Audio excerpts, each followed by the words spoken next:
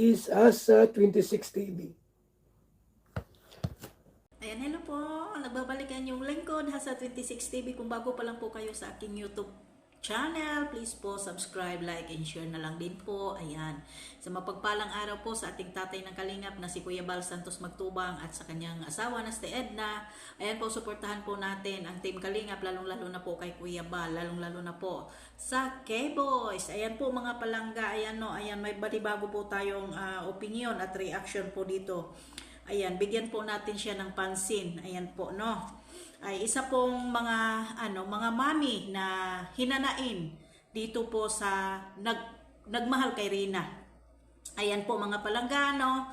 Ayan, may nag-message po sa akin, hinanain po nila sa mga tao na naninira laban po kay Rina, laban po sa mga sponsor. Ayan po ang bigyan ko po ng reaction dito po sa ating gagawin ngayon po mga langga. Mega love shout out po sa ating mga OFW kahit saan sulok man po tayo ng mundo ngayon. Hello po, mega love shout out po sa inyong lahat. Siyempre po ang ating mga pinakamamahal nating mga viewers. Mega love shout out po sa inyong lahat. Ayan po. Ayan o, 7 minutes lang po tayo, hindi po tayo live, video lang po ito. Ayan po, ayan, basahin po natin ang kanyang mga message. Ayan po. Ayan, ang sabi po kasi niya dito ay ano po, talagang masakit din po. Nasaktan po talaga siya ng sobra-sobra. Ayan po, pero wala po tayong magagawa. Ayan.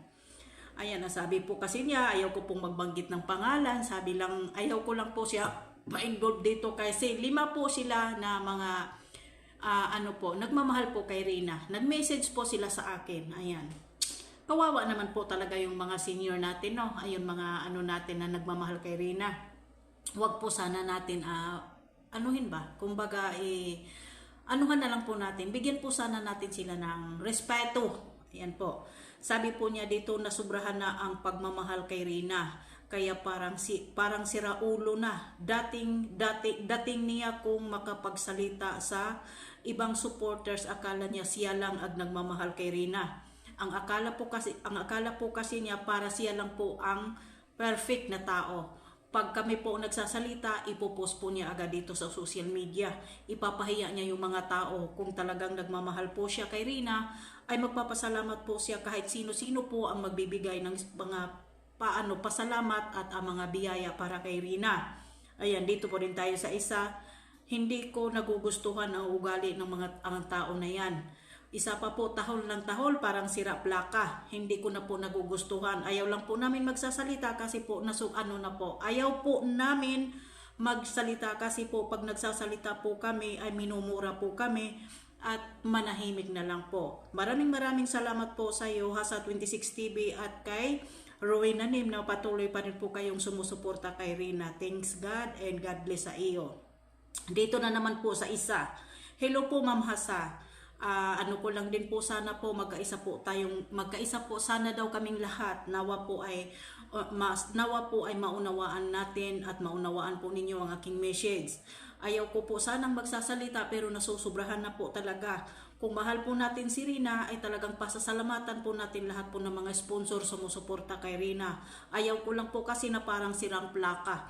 Para pong sirang plaka na paulit-ulit na lang, post doon, post dito, masakit po sa kalooban namin. Kaya lahat po ng mga fans ni Rina ay medyo naglalaylo na lang din po. Medyo ang iba po ay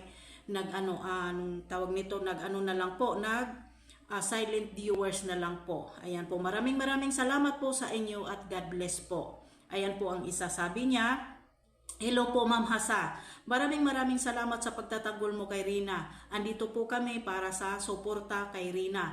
At salamat din po kaya hindi na namin po sinusuportahan hindi na po namin sinusuportahan kasi po sobra-sobra na po, nananahimik lang po kami kasi ayaw po namin na maano dito sa social media. Nagsusuporta lang po kami kay Rina. Pero grabe na po, para po siyang sirang plaka, na para po siyang aso na ulol.